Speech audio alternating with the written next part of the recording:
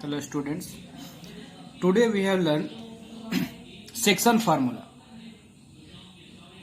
Section formula आपके लिए बहुत नया नहीं है। हम लोग क्लास 11th में कोऑर्डिनेट ज्योमेट्री में सेक्शन फार्मूला हम लोग सीखे हुए हैं, ठीक है ना। वहां हम लोग सीखे थे कि अगर कोई लाइन सेगमेंट है, मान लेते हैं लाइन सेगमेंट है हमारा ए बी, पॉइंट्स ए का कुछ कोऑर्डिनेट हो x1, y1, पॉइंट बी का कुछ कोऑर्डिनेट हो x2, y2 और एक अगर पॉइंट हम ले लें P जिसका कोऑर्डिनेट है x, y, और अगर ये लाइन सेगमेंट AB को इंटरनली m/n के रेशियो में डिवाइड करेगा तो इस P पॉइंट के x कोऑर्डिनेट की वैल्यू होती थी m से हम लोग इधर मल्टीप्लाई, n से इधर मल्टीप्लाई करते थे। ये हम लोग प्रूफ भी किए थे, तो ऐसा आया था mx2 plus nx1 divided by m plus n। Similarly y coordinate की वैल्यू क्या आ गई थी, तो my2 plus ny1 divided by m plus n। फिर यहीं पे कोरोलरी हम लोग सीखे थे कि अगर यही p मिडिल पॉइंट हो जाएगा AB का तो m और n दोनों इक्वल हो जाएंगे, और जब इक्वल हो जाएंगे तो p मिड पॉइंट है, तब x का कोऑर्डिनेट हो जाता था x1 प्लस x2 बाई 2 और y का coordinate y1 plus y2 by 2। Same इसी तरह का कॉन्सेप्ट हम लोग सेक्शन फार्मूला में एक्सटर्नल डिवीजन के लिए भी सीखे थे क्लास 11th में। बिल्कुल सेम कॉन्सेप्ट है बच्चों यहाँ पे भी, बस यहाँ पर क्या है कि हमको वेक्टर के लिए सीखना है। तो सबसे पहले मैंने हेडिंग दे रखा है section formula for internal division. तो सबसे पहले हम लोग थोड़ा लैंग्वेज इसमें लिख लेते हैं। लेट, वीडियो को पहले पॉज करके लैंग्वेज लिख लेता हूं क्योंकि बहुत ज्यादा इसमें समय बर्बाद करने से कोई फायदा नहीं है, तब फिर हम लोग आगे देखिए। तो फॉर इंटरनल डिवीजन के लिए हम लोगों ने लैंग्वेज बिल्कुल उसी तरह का लिखा है जैसा हम लोग क्लास 11th में लिखे थे, बस वहां पे हम लोग सिर्फ कोऑर्डिनेट पे छोड़ देते थे और यहाँ पे कोऑर्डिनेट की जगह पोजीशन वेक्टर की बात करेंगे। तो हमने लिखा है कि let A and B be 2 points, A और बी दो पॉइंट हैं जिसमें पॉइंट ए का पोजीशन वेक्टर है small vector A, point B का पोजीशन वेक्टर है स्मॉल वेक्टर बी। पी एक ऐसा पॉइंट है जो ए बी को, अब ए बी कैसे मिलेगा, तो जब हम लोग दोनों ही पॉइंट को मिला देंगे किसी लाइन से तो हमको ए बी मिल जाएगा। तो पी एक ऐसा पॉइंट है जो इस ए बी को m/n के रेशियो में इंटरनली डिवाइड कर रहा है। हम लोग इंटरनल डिवीजन पर हैं, इंटरनली डिवाइड कर रहा है m/n के रेशियो में। और अगर इस P पॉइंट का, P क्या है, तो जो AB को डिवाइड कर रहा है, अगर इस P पॉइंट का पोजीशन वेक्टर है स्मॉल वेक्टर r, तो फिर इस r की ये वैल्यू हो जाएगी m into vector b plus n into vector a divided by m plus n। Same ऐसा ही कॉन्सेप्ट तो था, ऐसा ही फॉर्मूला भी था हमारा क्लास 11th में भी। तो हम लोग अब इसको प्रूफ कर लेते हैं। देखिए आप ध्यान से प्रूफ। पहले हम क्या करते हैं, देखिए हम लोग माने हुए थे कि ए और बी दो पॉइंट हैं, तो हम लोग पहले दो पॉइंट बना लेते हैं। तो मान लेते हैं हम कि एक पॉइंट है हमारा यहाँ है ए, दूसरा पॉइंट है हमारा यहाँ बी। अब आगे क्या गिवन है कि पॉइंट ए का पोजीशन वेक्टर है स्मॉल वेक्टर ए और पॉइंट बी का पोजीशन वेक्टर है स्मॉल वेक्टर बी। तो किसी भी पॉइंट के पोजीशन वेक्टर का मतलब आप समझते हैं कि उस पॉइंट को ओरिजिन से मिला देना, फिर ओरिजिन से उस पॉइंट की तरफ जो वेक्टर डायरेक्टेड होगा वही उसका पोजीशन वेक्टर कहलाएगा। तो हम मान लेते हैं कि यहाँ पे हमारा ओरिजिन है, यहाँ है हमारा ओ, तो ए का पोजीशन वेक्टर है स्मॉल है, तो ओरिजिन से हम ए को मिला दिए तो ये हमारा वेक्टर है स्मॉल ए, ऐसा हमने कॉन्सेप्ट्स में माना हुआ है। फिर बी का पोजीशन वेक्टर, तो ओरिजिन से बी को मिला दिए तब इसका पोजीशन वेक्टर है स्मॉल वेक्टर बी। अभी तक हमने बस इतना काम किया है। आप देखें ध्यान से कि यहां पर जो लिखा हुआ है कि let A and B be 2 points with position vector A and B respectively, बस इतना काम हमने किया। आगे क्या है कि P एक ऐसा पॉइंट है जो AB को इंटरनली m/n के रेशियो में डिवाइड कर रहा है। तो अब जरा आप ध्यान दीजिए कि AB को, तो पहले हम तो AB बना लेते हैं, ये हमारा AB बन गया। अब यहां पर P एक ऐसा पॉइंट है, हम मान लेते हैं P यहां पे है पॉइंट जो AB को m/n रेशियो में, यानी इस रेशियो को हम बोल देते हैं m और इस रेशियो को बोल दिए n। तो PAB को m/n रेशियो में इंटरनली डिवाइड कर रहा है ना, अंदर है पॉइंट AB के, इंटरनली डिवाइड कर रहा है। और आगे हमने लिखा है हुआ है लैंग्वेज में कि P का पोजीशन वेक्टर है स्मॉल r। तो P का पोजीशन वेक्टर, तो किसी भी पॉइंट के पोजीशन वेक्टर का मतलब क्या हो गया कि हम उसको ओरिजिन से मिला देंगे। तो हम क्या किए कि P पॉइंट को ओरिजिन से मिला दिए, तब ये जो पोजीशन वेक्टर है यही है हमारा वेक्टर r। तब इस r की वैल्यू इतनी होगी, ये हम यहां पे प्रूफ करना चाह रहे हैं। ठीक है ना, कोई दिक्कत नहीं। अब हम लोग देखिए इसमें क्या लिख सकते हैं। हियर वी कैन राइट, ध्यान से समझिएगा बात को, ध्यान से बस। अगर फिगर समझ में आ गया तो फिर बहुत सिंपल प्रूफ है इसका, और आपके एग्जाम में प्रूफ नहीं आएगा। प्रूफ बस मैं इसलिए बता रहा हूं ताकि आपको फॉर्मूले का नॉलेज अच्छे से ध्यान से हो जाए, आप सारी बातों को समझ जाए। हम लिख सकते हैं AP, ऐसे अभी वेक्टर नोटेशन रहने देते हैं, AP अपॉन PB जो रेशियो होगा AP/PB, ये रेशियो है m/n। तो इसको हम लोग लिख सकते हैं m/n, ठीक है ना। या हम लोग इसको लिख सकते हैं n इंटू, क्रॉस मल्टीप्लाई कर रहे हैं, n into AP equal to m into PB, इतना भी लिख सकते हैं। हम दोनों ही तरफ वेक्टर नोटेशन ले रहे हैं। तो ये तो रेशियो है हमारा, स्केलर है, ये हो जाएगा vector AP equal to m into vector PB। अब जरा हम लोग मेरी बात सुनिएगा ध्यान से। तो हमको AP और PB को हम क्या क्या लिख सकते हैं वो हम यहां से देखेंगे इस ट्रायंगल से, ठीक है ना। तो पहले आप AP के बारे में सोचिए। तो AP ये वेक्टर हो जाएगा AP। अब अगर बस इस ट्रायंगल की हम बात कर रहे हैं, कौन सा, OPA, बस इतना पार्ट। तो इस पार्ट में अगर हम ट्रायंगल रूल ऑफ एडिशन लगाएंगे तो हम बोलेंगे कि वेक्टर OA, देखिएगा आप डायरेक्शन सेम है, OA प्लस वेक्टर AP, इसका डायरेक्शन सेम था तो हमने प्लस किया, रिजल्टेंट हो जाएगा इसका कौन सा वेक्टर, तो OP। लिख सकते हैं ना, बिल्कुल। अगर ट्रायंगल रूल आप समझ गए होंगे तो आपको ये समझ में आ गया होगा। फिर अगर हम लोग इस ट्रायंगल की बात करें, PB वेक्टर है, यानी डायरेक्शन P से B की तरफ है, ये डायरेक्शन है। इस डायरेक्शन में आपको कंफ्यूजन नहीं होनी चाहिए। अब अगर हम लोग इस ट्रायंगल में बात करें तो क्या होगा, तो वेक्टर OP, देखिए ना, डायरेक्शन ये गए, फिर सेम ही डायरेक्शन रह रहा है, तो हम लिखेंगे प्लस PB इक्वल टू कौन सा वेक्टर, डायरेक्शन अपोजिट हो गया, तो ये इक्वल हो जाएगा OB वेक्टर के। हाँ, ये इसमें आपको कंफ्यूजन नहीं होना चाहिए। अब आप जरा यहां पे देखें तो इसको हम लोग क्या लिख सकते हैं, n इंटू वेक्टर AP का वैल्यू अगर हम यहां से निकालें तो वो हो जाएगा, इसको इधर भेजना पड़ेगा, यानी AP को हम लिख सकते हैं OP माइनस OA, है ना, equal to m into PB को क्या लिख सकते हैं, PB वेक्टर को OB minus OP, OB minus OP। कोई दिक्कत नहीं है, हम आगे बढ़ते हैं। जरा आप ध्यान से देखिएगा। हाँ, तो देखिए यहां था n into, this implies that n into क्या था, OP माइनस OA, है ना, OP माइनस OA। अब आप ये फिगर देखिए तो OP क्या है, तो OP है वेक्टर R, OP का पोजीशन वेक्टर R है ना, तो हम OP के जगह पे वेक्टर R लिख सकते हैं। तो हम यहां पे लिख दिए वेक्टर R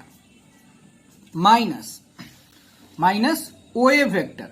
तो OA आप देखिए, OA कौन सा वेक्टर है, तो स्मॉल वेक्टर A, तो हम यहां पर भी लिख दिए small vector A equal to, फिर से देखिए M, तो हमने लिखा M,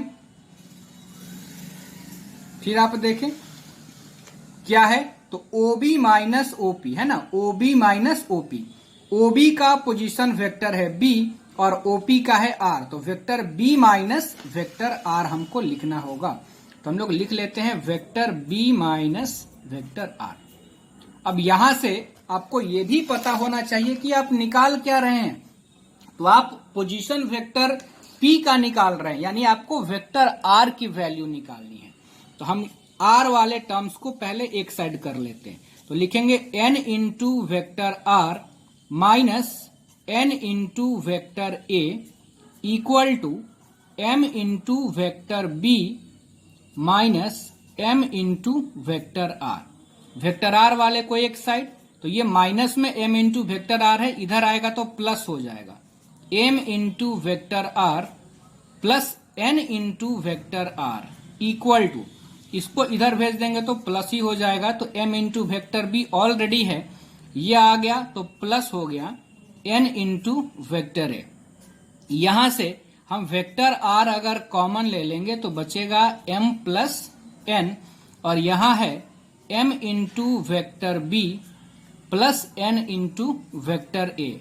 this implies that vector R is equal to m plus n को इधर भेज दिया जाए, तो m into vector B plus n into vector A divided by m plus n.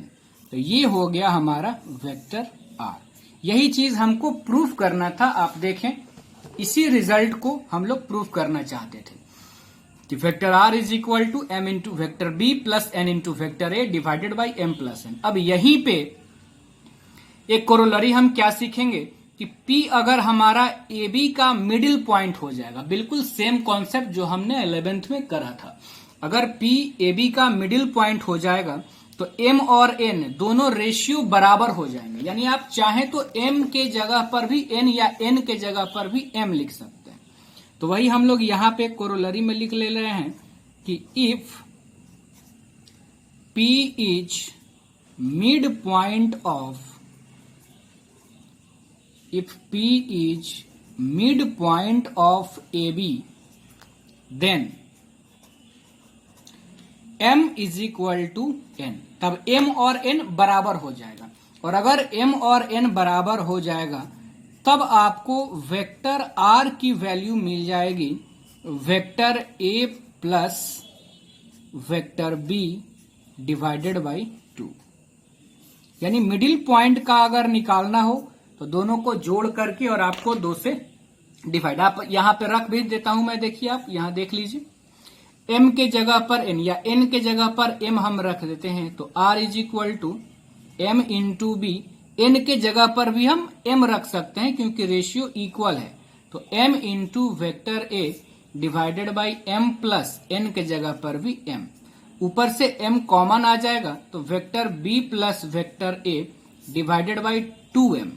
तो ये m कैंसिल हो जाएगा, तो b प्लस ए बाई 2 या a प्लस बी, क्योंकि एडिशन ऑफ वेक्टर्स तो कॉम्यूटेटिव लॉ को होल्ड करता है, ये हम लोगों ने सीख रखा है पहले ही, कोई दिक्कत नहीं। अब इसी का जो सेकंड इसका जो पार्ट है कि फॉर एक्सटर्नल डिवीजन, यानी इस बार क्या होगा कि P पॉइंट AB के बाहर होगा। और मैंने आपको ये सिखाया हुआ है क्लास 11th में कि बाहर से कैसे कोई कट करेगा, बाहर से कैसे कोई डिवाइड कर पाएगा, कैसे एक्सटर्नल डिवीजन होता है, ये मैंने आपको सिखाया हुआ है। तो एक्सटर्नल डिवीजन की अगर हम लोग बात करेंगे तो बिल्कुल उसी तरह से आप प्रूफ कर सकते हैं, और उस केस में रिजल्ट आपका मैं सिर्फ लिख दे रहा हूं क्योंकि आप कॉन्सेप्ट को समझ चुके हैं। R is equal to m into vector B minus n into vector a divided by m minus n। आपको पता है कि यही रिजल्ट माइनस बस हो जाता है जो इंटरनल के लिए था, हम लोग क्लास 11th में सीखे हुए हैं। अब इतना करने के बाद हम लोग जो 2 क्वेश्चंस छोड़े हुए थे एनसीईआरटी का, उसको कर लेते हैं। पहले मैं क्वेश्चन लिख लेता हूं, फिर हम लोग आगे कंटिन्यू करेंगे। देखिए 15 नंबर प्रॉब्लम है एक्सरसाइज 10.2 का। क्या आपसे कहा जा रहा है, बिल्कुल जो हम लोग कॉन्सेप्ट सीखे हैं उसी पे है कि find the position vector of point R which divides the line joining 2 points P and Q whose position vector are this and this respectively। मतलब पहले आप एक फिगर दिमाग में आपके आ जाना चाहिए। इस बार देखिए क्या है कि आपको P और Q पॉइंट दिया हुआ है। थ्योरी में तो हम लोगों ने A और B लिया था, P और Q। P का पोजीशन वेक्टर दिया हुआ है I cap plus 2j cap minus k cap, और Q का पोजीशन वेक्टर दिया हुआ है minus I cap plus j cap plus k cap. मान लेते हैं, चलिए ओरिजिन से मिला दिए तो हमको पोजीशन वेक्टर मिल गया दोनों का, और जो पॉइंट R है वो इनको यहां मान लेते हैं R है, जो PQ को 2:1 के रेशियो में डिवाइड कर रहा है, एक बार इंटरनली एक बार एक्सटर्नली। तब आपको इस R का पोजीशन वेक्टर निकालना है। तो पहले तो हम मान लेंगे ना कि R का position vector, let position vector of point R be small vector. इसका पोजीशन वेक्टर R का यहां भी हमने क्या मान लिया, स्मॉल वेक्टर, और P और Q के पोजीशन वेक्टर को हम A और B नाम दे देते हैं। Also let position vector of points P and Q be small vector A and small vector B respectively. और अगर हम इतना मान लिए, देयरफॉर हम बोल सकते हैं कि वेक्टर A हमारा कितना है, तो I cap plus 2j cap minus k cap. Vector B कितना है, तो Q का पोजीशन वेक्टर यानी कि minus I cap plus j cap plus k cap, and ratio है 2:1, तो यानी m इज इक्वल टू है 2 और n इज इक्वल टू है 1। इतना इंफॉर्मेशन। अब पहला पॉइंट हम लिख सकते हैं आसानी से कि फॉर इंटरनल डिवीजन,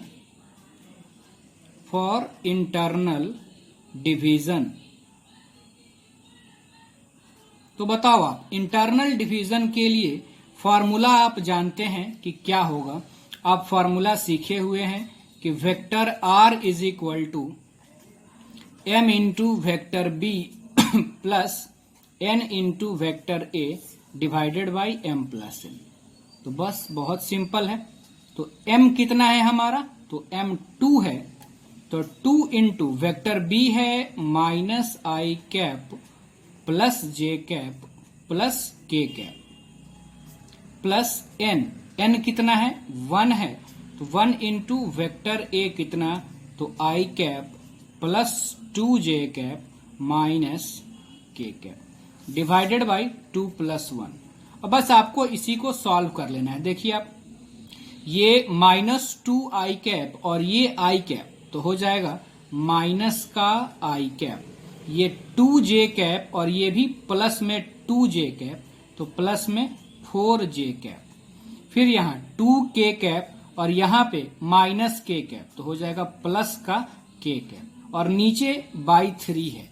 तो अब आप चाहें तो इसको आप सेपरेट करके भी लिख सकते हैं, minus 1/3 I cap plus, calculation आप देखते रहिएगा अच्छे से, अगर मेरे से कहीं मिस्टेक भी हो तो आप समझ लीजिएगा, आप खुद कीजिएगा तो वहां पे हो जाएगा, क्योंकि कैलकुलेशन कभी भी किसी से भी मिस्टेक हो सकता है सॉल्व करते समय। क्लास में क्या होता है कि ध्यान स्टूडेंट का तो चला ही जाता है कि सर आपने वहां पे कैलकुलेशन गलत करा है। वैसे मैं कोशिश कर रहा हूं कि कहीं गलत ना हो, लेकिन कैलकुलेशन का कुछ नहीं कहा जा सकता है, ठीक है ना। ये हो गया हमारा इंटरनल डिवीजन के लिए। अगर हम लोग एक्सटर्नल डिवीजन की बात करें तो आपको पता है कि किस तरह से करना है। तो सेकंड में हमारा होगा फॉर एक्सटर्नल डिवीजन,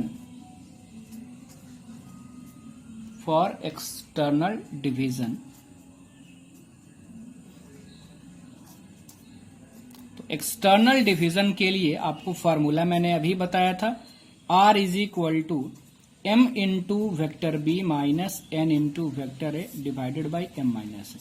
बस आप इस फॉर्मूले में रख लीजिएगा सारे डाटा को, आपको आंसर मिल जाएगा। मैं इसको छोड़ रहा हूं आपके लिए।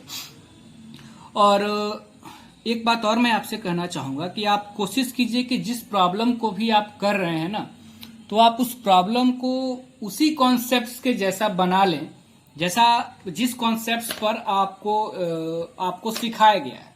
जैसे अभी मान लीजिए यहाँ पे दिया हुआ था P और Q, और हमने सीखा था A, B और P पे, तो हमने क्या किया कि सारे डाटा को चेंज कर लिया, जो हमने सीखा था वह उस तरह से, नाम भी कुछ उसी तरह का दे दिया। तो ये काफी आसान हो गया हमारे लिए फॉर्मूले में एडजस्ट करना इसको, है ना।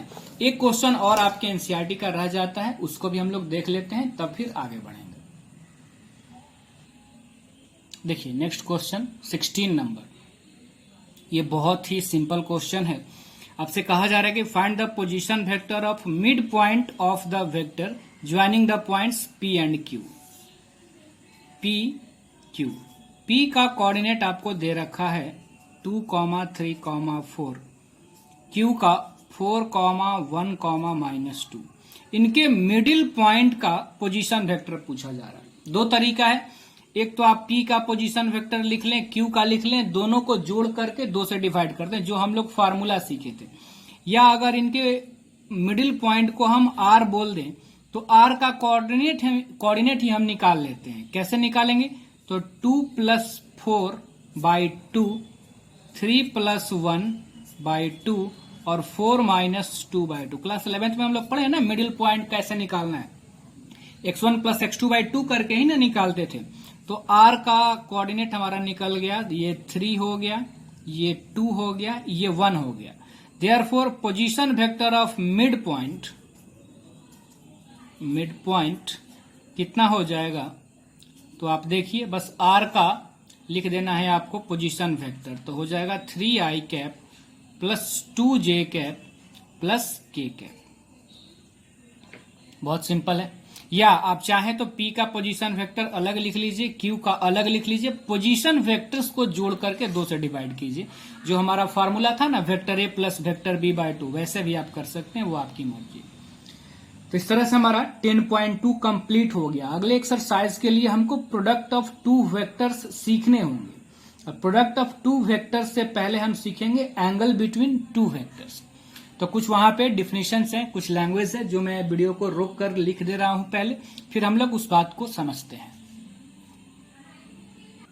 देखिए आगे हमारा कॉन्सेप्ट है एंगल बिटवीन 2 वेक्टर्स। कैसे हम लोग निकालते हैं 2 वेक्टर्स के बीच का ये एंगल, ये भी आप फिजिक्स में अच्छे से सीखे हुए होंगे, लेकिन फिर भी हम लोग यहां भी सीख लेते हैं। मान लेते हैं हम कि PQ और RS हमारा 2 वेक्टर है, और हमको इन दोनों के बीच का एंगल निकालना है। यहां मैंने वो दोनों वेक्टर दिखाया है PQ और RS। आपको करना क्या है कि एक पॉइंट ले लेना है आपको O। मान लेते हैं हमने यहां पे वो पॉइंट ले लिया O। फिर किसी एक वेक्टर को आपको उठाना है और इसके पैरेलली आपको यहां पे रखना है। अब मान लीजिए इस वेक्टर को उठा करके PQ को मैंने यहां रख दिया और नाम दे दिया OA। मैंने लिखा भी आगे कि हम ड्रॉ करेंगे एक OA लाइन जो PQ के पैरेलल होगा। ये बिल्कुल PQ के पैरेलल है। एक दूसरा लाइन OB हम ड्रॉ करेंगे, B इधर लेंगे कहीं, यानी R पॉइंट को O से मैच करा देंगे, P को भी O से मैच करा देंगे। RS जो OB RS के पैरेलल होगा। तो इस तरह की ये लाइन्स है। तो ऐसा ही एक लाइन्स हम यहां भी ले लेंगे और इसको हमने नाम दे दिया है वेक्टर OB, और ये है हमारा वेक्टर OA। और तब जो एंगल AOB है हमारा, देखिए एंगल AOB, ये कुछ एंगल का फॉर्मेशन हो रहा है ना, तो ये एंगल को अगर हम थीटा बोल देंगे तो यही एंगल कहलाएगा हमारा इन दोनों वेक्टर के बीच का एंगल। आप फिजिक्स में भी सीखे होंगे कि वेक्टर्स के बीच का एंगल हम लोग ऐसे ही निकालते हैं, ठीक है ना। तो अब इस थीटा को हम लोग कहेंगे 2 वेक्टर के बीच का एंगल। और ये आपको याद रखना होगा, हमेशा ध्यान में रखना होगा कि 2 वेक्टर के बीच का एंगल हमेशा ही 0 से पाई के बीच में होगा। 0 से पाई, हम लोग सिर्फ अभी बोर्ड लेवल की बहुत ज्यादा डिटेल में बात नहीं, बिल्कुल बोर्ड पे हमारा फोकस है। RS अग्रवाल NCERT टाइप हम लोग कॉन्सेप्ट सीख रहे हैं और उन्हीं का क्वेश्चंस भी कर रहे हैं। तो ये हमारा हो गया थीटा, जो वेक्टर PQ और RS के बीच का एंगल होगा। आप समझ चुके होंगे एंगल। अब यहीं पे कुछ रिमार्क हम लोग लिख लेते हैं, रिमार्क्स। पहला,